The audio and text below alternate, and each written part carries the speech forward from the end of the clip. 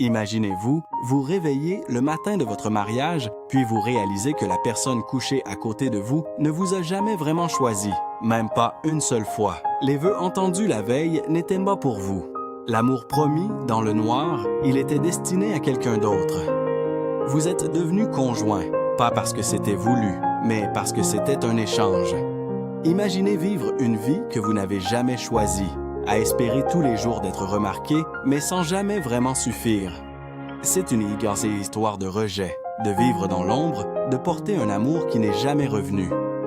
Mais surtout, c'est l'histoire de quelqu'un qui est resté debout alors qu'elle aurait pu s'effondrer.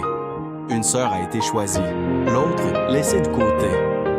Et il y a une vérité là-dedans qui pourrait changer votre façon de voir ce que c'est, se sentir rejeté pour toujours.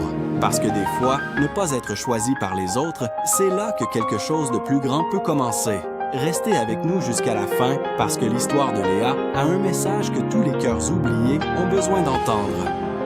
Si vous cherchez des histoires qui vont droit au cœur, abonnez-vous à Animated Bible et venez faire partie d'une communauté qui croit que Dieu voit ce que les autres ne voient pas. On commence. Léa, elle a toujours vécu dans l'ombre de quelqu'un d'autre, bien avant même que Jacob arrive.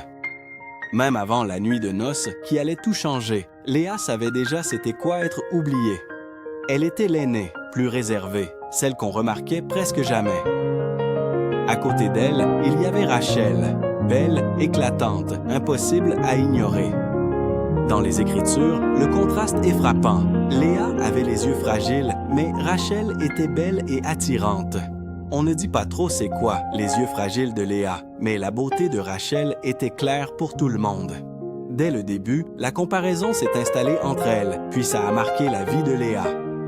Peu importe où elles allaient, c'est Rachel qui attirait toute l'attention. C'est à elle qu'on lançait les compliments. Les conversations tournaient toujours autour d'elle, naturellement. Léa a appris à rester dans l'ombre à côté de quelqu'un qui se faisait toujours choisir en premier. Elle a appris à sourire même quand personne ne la remarquait, à exister sans jamais être admirée. Mais Léa, ce n'était pas qu'elle n'avait pas de valeur. Elle était invisible parce que le monde avait déjà décidé où regarder. Ça marque une personne. On finit par se comparer, se demander ce qui nous manque, puis poser des questions en silence, celles qu'on ne dit jamais à voix haute. Pourquoi elle et pas moi? Pourquoi l'amour va toujours ailleurs? Ces questions-là n'ont pas disparu quand Léa a épousé Jacob. Elles sont devenues encore plus fortes. Dans Genèse 29, verset 18, c'est clair. Jacob aimait Rachel. Son amour était évident, direct puis public. Léa habitait sous le même toit. Elle voyait tout. Elle voyait comment Jacob parlait à Rachel, comment sa voix changeait, comment il portait attention à elle. Elle voyait son visage s'illuminer quand Rachel entrait et qu'il n'y avait rien de tout ça pour elle. Léa était toujours là, fidèle, présente. Mais être là, ce n'est pas pareil comme être vu. Pour Léa, l'amour avait l'air proche, mais toujours hors d'atteinte, puis ce genre de désir-là, c'est vraiment humain. Beaucoup de monde connaissent ce sentiment-là aujourd'hui. Être la personne fiable, celle qu'on oublie, celle qui donne tout, mais qui est rarement choisie. Léa portait sa peine en silence. On ne la voit jamais protester ou essayer de rivaliser dans les Écritures. Elle n'a pas essayé d'être plus belle que Rachel. Elle se demandait juste, en silence, si un jour, quelqu'un allait la voir, pas comme la grande sœur, ni comme l'épouse non voulue, mais comme quelqu'un qui mérite d'être aimé. Son désir était simple et profond. Être vu, apprécié, choisi, sans obligation ni mensonge, mais juste librement. Dans un monde qui met en avant les plus bruyants et les plus visibles, Léa représente tous ceux qui vivent fidèlement dans l'ombre, ceux qui ont un grand cœur, une vraie peine, puis dont la valeur n'est jamais reconnue par les autres. Sa tristesse n'était pas spectaculaire, elle était là tous les jours. Elle continuait sa vie pareille, elle partageait sa maison avec la femme que son mari aimait.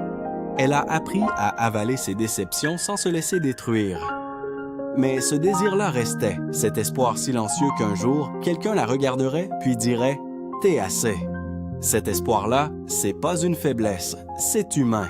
L'histoire de Léa nous invite à reconnaître cette douleur cachée, celle de la comparaison, d'être toujours en deuxième, de se demander si on va être reconnu un jour. Elle nous rappelle que les plus grandes blessures, c'est pas toujours criant ou visible. Ça vit dans le cœur, porté en silence par ceux qui restent là, même si personne ne les voit. Mais même dans l'ombre, la vie de Léa voulait dire quelque chose. Dans Genèse 29, versets 30 et 1, ça dit « Quand le Seigneur vit que Léa n'était pas aimée. » Même si le monde la voyait presque pas, Dieu, lui, la voyait. Léa le savait pas encore, mais son histoire était déjà portée par des mains bien plus fidèles que l'amour humain. Et dans le silence de son cœur, Dieu l'écoutait. Si cette histoire-là vous touche, prenez 2 secondes pour aimer la vidéo, puis vous abonner à notre chaîne. C'est grâce à votre soutien qu'on peut continuer de créer des récits bibliques animés qui font du bien partout dans le monde. Petite question pour vous. Si vous pensez que Dieu voit ce que personne ne remarque, écrivez 77 dans les commentaires. Merci de marcher avec nous sur ce chemin de foi. Tout a changé la journée où Jacob est arrivé. Il est arrivé de loin, fatigué de la route, avec un passé plein de conflits puis de fuites. En fuyant son frère Ésaü, Jacob finit par se rendre au puits, à l'extérieur de la ville de Haran, après un long voyage, dans un endroit où les bergers se rassemblaient, où la vie continuait normalement. Puis c'est là, pendant une journée bien ordinaire, que Jacob a vu Rachel. Les Écritures racontent ce moment-là tout simplement. Rachel arriva avec les brebis de son père, parce qu'elle était bergère. Ensuite, on précise, Rachel était belle et attirante. Mais ce qui marque la scène, ce n'est pas juste la beauté de Rachel, c'est la réaction de Jacob. Jacob n'a pas hésité. Dès qu'il a vu Rachel, il s'est avancé.